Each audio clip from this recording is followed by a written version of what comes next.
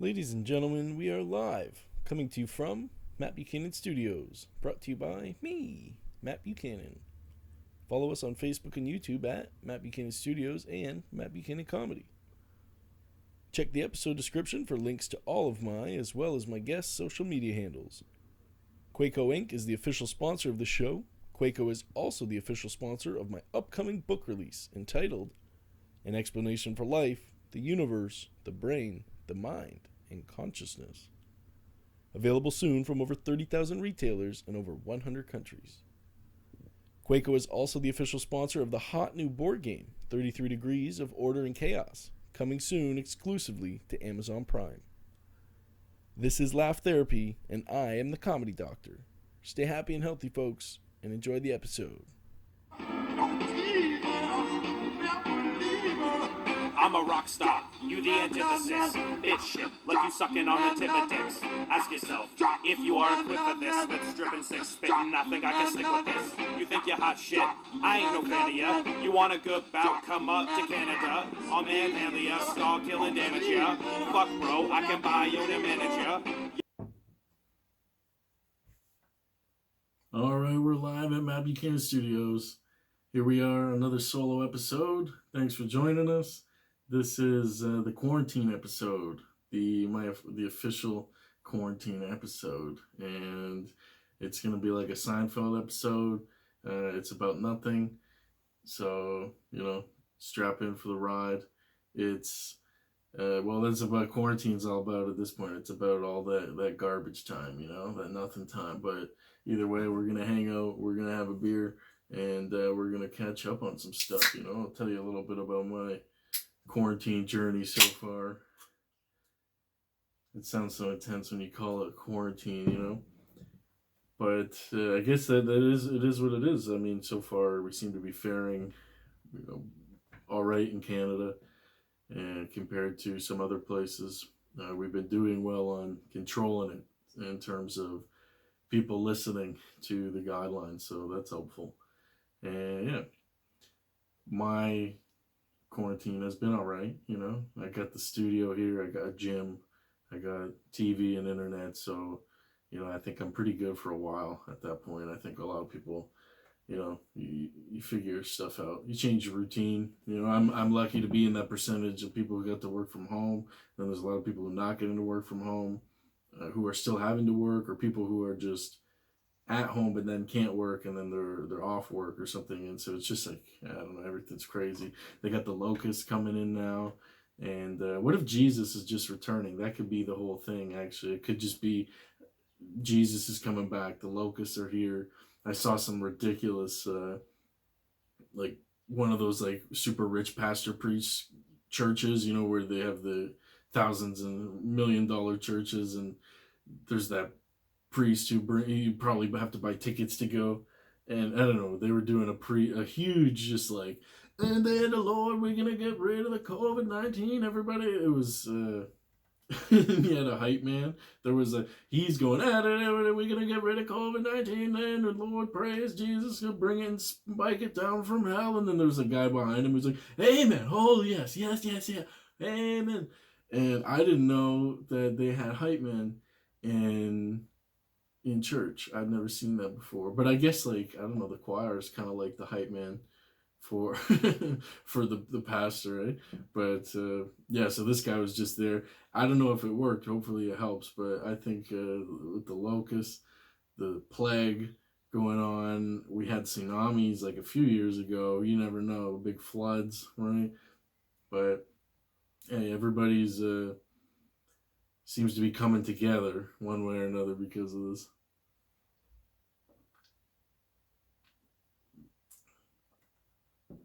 So it's like what, like week 17 or something of quarantine? No, I think it's we're on like week 3. For me, it feels kind of like week 4, at least, because I got back from New York like right at the beginning of March, like first couple of days of March, and I left New York like the day after they had announced their first case in New York, and now New York is like the worst place, like the most amount of cases. It's like hundreds of thousands or something like that.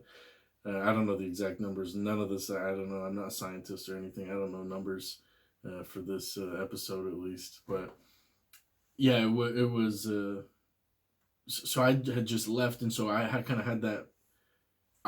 Because I was already in New York and had the first one, and it was kind of imminent things that were coming, and so I was kind of hearing already the media. There was a lot of talk about it already, and I was kind of following the New York news to see what was happening there because that's where I was, and I had just left. This was before, like I said, first couple of days of March, like no travel bans had happened yet. Like this is, I mean, like we're what, fourth week of March now. So much has happened in these 4 weeks in terms of what's changed. Everything a little bit every week. It's good. I think everything escalated slightly just to get us to where we had to be.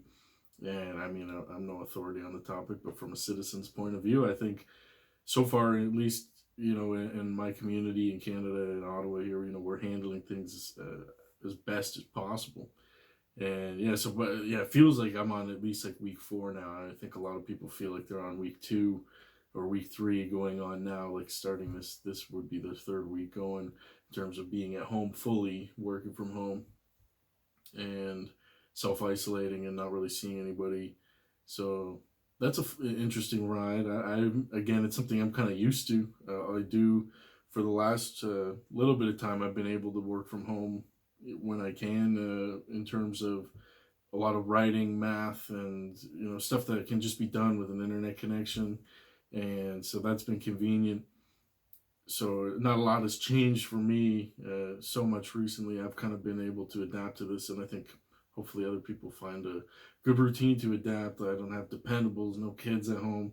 Although that would be fun. I definitely have talked to a lot of friends who've had the opportunity, like, they're taking this as an opportunity to spend that extra time with their kids, and I think that's the best way to look at it. There's so many poor ways you could think about it, but, fucking can't. We can just do our best to take this as it is and see what it is. So it's interesting, where it's come. So like when I was just in New York, like, so I was there mostly just visiting comedy clubs and stuff and doing touristy shit, which it was my first time ever going there actually. And I was, the cat left. Maybe he'll come back and hang out. So I was just there to do tourist stuff, visit a bunch of comedy clubs, kind of get to see the comedy scene there. And what was interesting was that you could see a change in the jokes from one day to the next. And then I was in Ottawa shortly thereafter, and then before I went to New York, I was in Ottawa. Early jokes before, there wasn't a single case in Ottawa, but there was a couple COVID jokes coming out in the comedy clubs. And I'm thinking about this from a comedian's point of view. Just it was funny that you got how these jokes rolled out, but how that represents the change in the narrative from how the jokes were, say, a month and a half ago to now, and everything in between there. And like I saw them from these different places in New York, and people were kind of joking about it in the sense like, oh yeah, it's not a big deal. It's yeah, like nobody seemed anxious about it. There was no anxiety about it. And then now at this point, that's totally changed. I mean, people see the difficulty that it's causing on the healthcare system and government and work and everything. They see exactly how real it actually is. And oh man, there's some great conspiracy theories out there too. And by great, I mean like rather just entertaining, so many good things out there. But the biggest one, I guess, I don't even really know what it is or how they substantiate it, but the people who suggest that it's just not real, like that it's not happening. But that would take such a scale of deception, to do something like that. I mean, if you try to give the merit, okay, how would you make that? How would you even pull that off? You make a disease or something, right? You try to get the disease out there to people. Let it start killing. I don't know. It just seems more complicated than like whatever their angle might be. Like it's not like you would just be wanting to create disease for no reason, right? They probably have to be tied to some reason. So then it makes you think. On the other side of things, there is a disease, and because of that, it's something that can be leveraged and people can take advantage of it. And by people, I mean, governments and things. And ideally, they're doing these things to do as best as we can to help treat the disease and stuff. But at the same time, it's limiting liberties of people and the citizens. And that's really what a big conversation about from an ethical point of view, and like civil rights and morals and all that sort of stuff. And, is it okay to make people stay at home? And like, I don't know, there's so many conflicting sides, and the fact that it's global makes it an impossible debate, because there's so many different countries who each have their own point of view, and they each have their own governance on how they're going to control it. And I think all we can do is like learn from looking at the data that goes back, the last month, and then 2 months, and then back to December, and see, based on those trajectories, how it developed and went, so to speak, extinct almost, in China, so it's basically gone. And then just adapt that. And if you have to take a short-term cut on your liberties, then so be it. We're already grateful, I'm grateful, a lot of people are, but we're already fortunate enough, rather, that, everything we have, we could just take a pause for a few minutes and just take a break and regroup. And I think that's kind of nice. And people who are taking it that way, I think are in the best mind state at this point, who are just accepting that, but still maintaining work and doing your job, but accepting the fact that this is just what it is for now and going from there. But you never know how long it's going to be. It seems for some places it might be quite a lot longer than others, and that's, again, something we can look at based on the data in the past. Or if there becomes a treatment or a cure, then the options are a lot easier to figure out how long it might last. So I'm just gonna adjust my chair. It's fucking loud. Oh.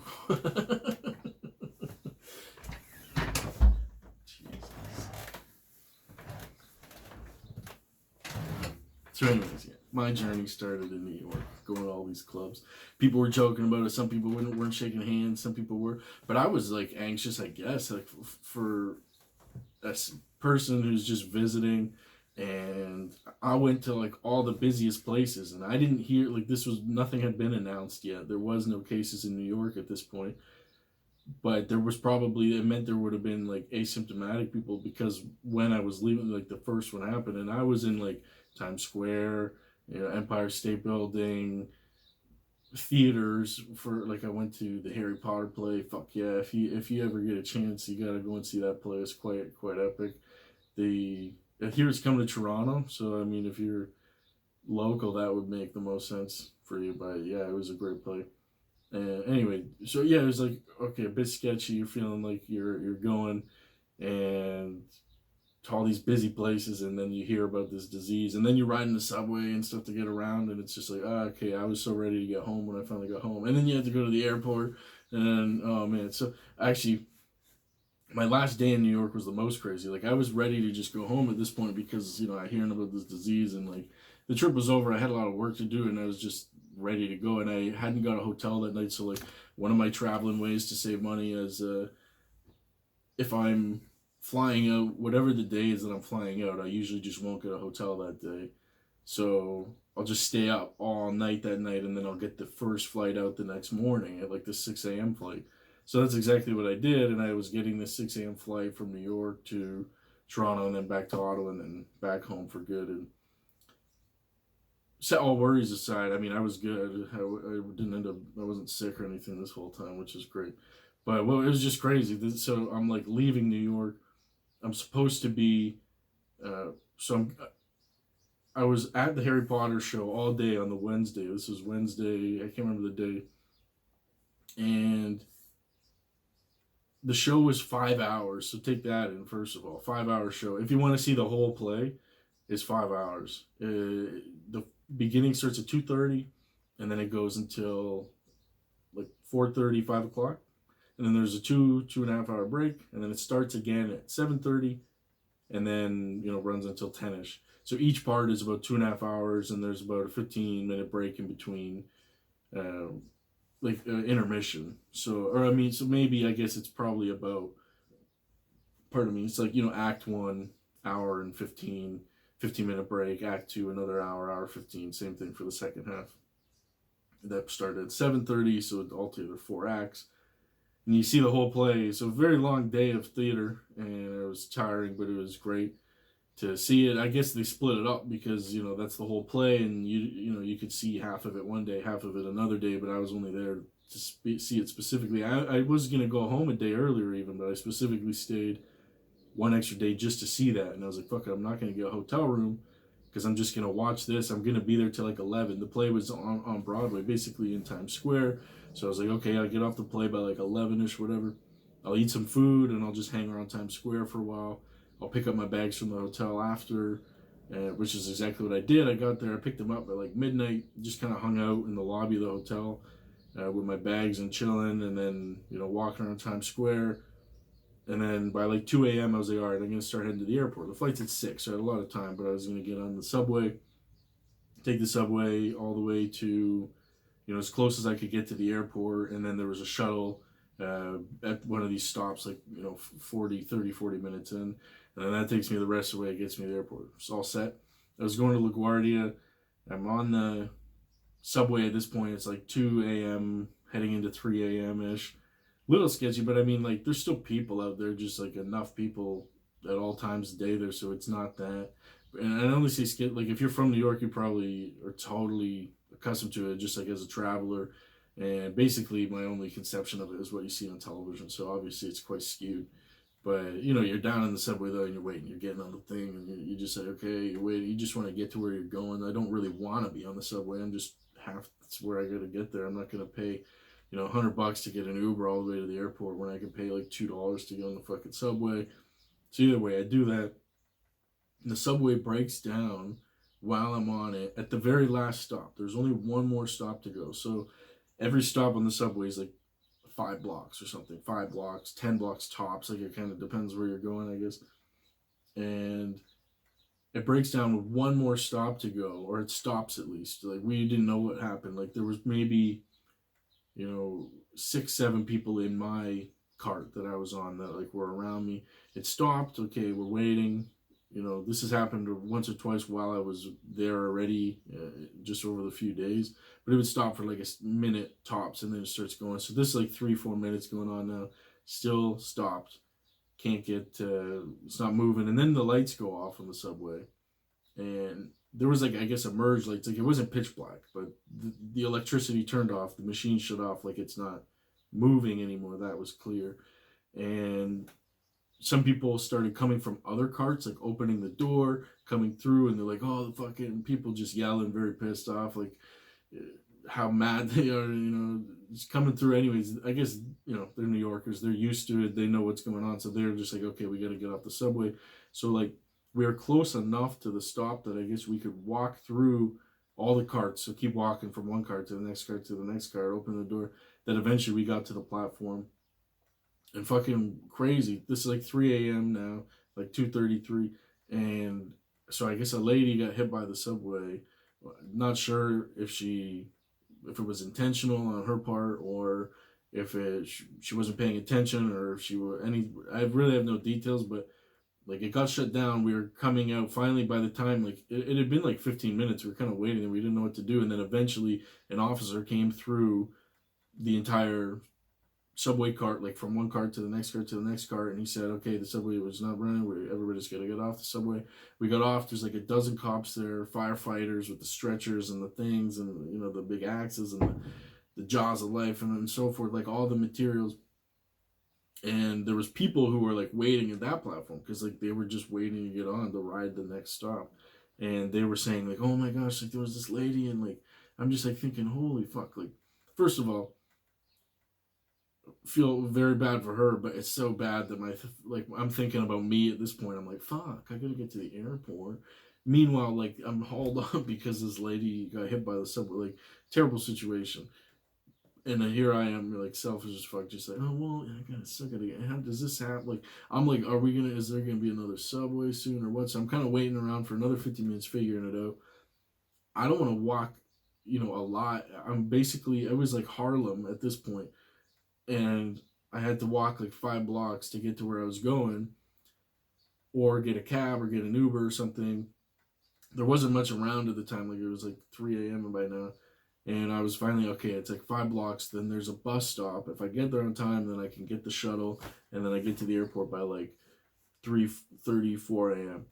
So I finally get on the shuttle and I get to the airport finally. But it was still that whole shuttle ride. I was just like sketched out. I had to like go from the anxiety of the ride on the, just leaving the country finally. Okay, trip's over. I'm tired. I've been pulling in all night or multiple all nighters from all this stuff, theater all day.